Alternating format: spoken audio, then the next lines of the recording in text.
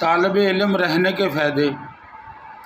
حضور نبی کریم صلی اللہ علیہ وسلم نے ارشاد فرمایا کہ جو بندہ زمانہ طالب علمی میں اپنی اجل سے جا ملا اس کا حساب کتاب نہیں ہوگا،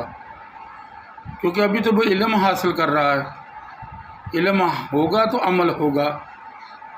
تو اللہ تبارک تعالیٰ سے بغیر حساب کتاب کے جنت میں ڈال دے گا۔ یہ میرے اور آپ کے لیے میرے اور آپ کے کریم آقا نے ایسی راہ کھولی ہے کہ اگر ہم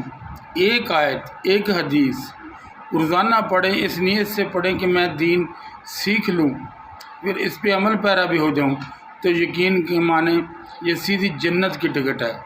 علم سیکھنا اور سکھانا اتنی بڑی نعمت ہے